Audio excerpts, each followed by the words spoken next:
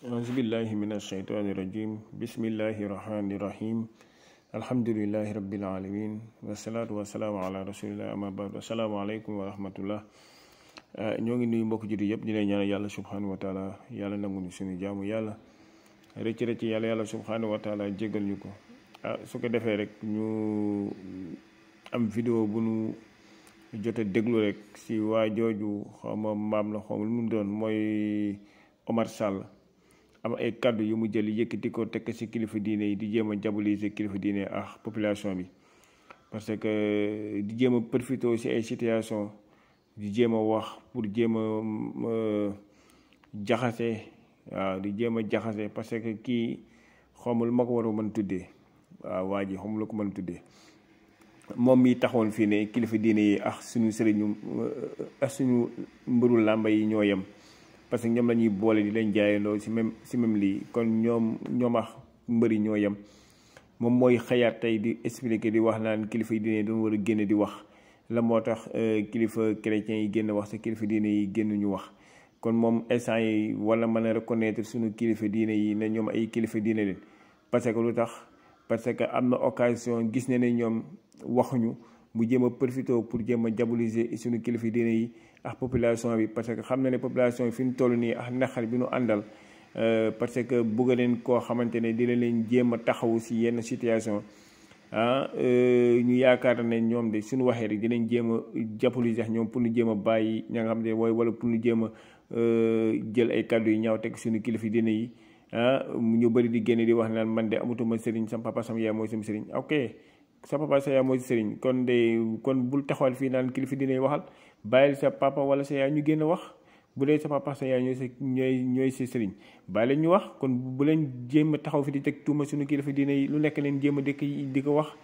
ñun ay taalibe ñooy jéem a gàggandi suñuy sëriñ di wax leen naa leen war a génn waruñu génn. Situation moom leen toll si dëkk bi si pays bi ki nga xamante ne xaw ma mbaam la xaw ma doomaraam la di jégalu si kàddu yi nag kii xaw ma ban façon nit la. fii la taxoon si tribunal bi weddi woon am lu mu yëkkati woon ay kàddu tey ñu jël ko tekk ci kanamu procureur tekk ci kanamu juge yi mu jékki-jékki commencé weddiwaat kàddu yi mu waxoon yëpp moom mooy ëlbati ko waat ba am ñu bëri ñoo xamante ne da leen metti woon ci kàddu yi mu yëkkati woon. tey mu yëkkati kàddu yi mu yëkkati yi am ñu koy encouragé ci kàddu yi di ko jëm a jàppale ci li mu wax nii mbokk yi ñu xoolaat suñu bopp bu baax. am na yoo xamante ne waruñu ko sax déglu, gis ne genre nit ñi waruñu leen topp parce que dañuy jaxase rek.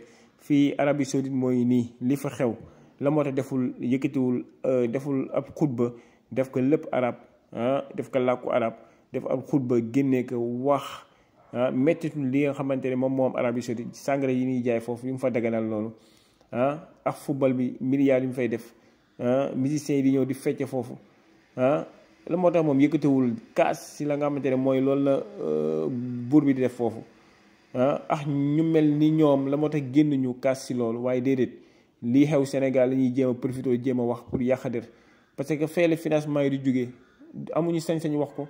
waaye fii moom comme tey Sénégal moom fii amul kubéer lu neex waay wax parce que yaakaar ñu fii dara moo tax. waaye bu dee fële moom du mu fa yëkkati benn kàddu wax ko.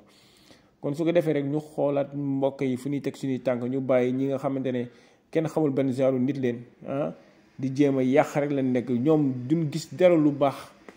leen naa leen nga xamal de mosoo gis suñu kilifa diine yi wax lu baax ñu génne na kilifa diine bi tey lu mu wax rek kontaan nañ si moom. su kilifa diine bi waxoon dal Macky Sall wala génn wax leen si réew mi doo leen gis mukk ñu génne ne ñun de ñoo ngi encouragé wala ñoo ngi feddaliwaat suñu kóllëre si suñu kilifa diine yi. wax ji ñu wax ñi am na solo lool. ñaata la kilifa diine yi génn wax, est-ce que dégg na leen ñoom ñu génne di encouragé wax ji ñu wax.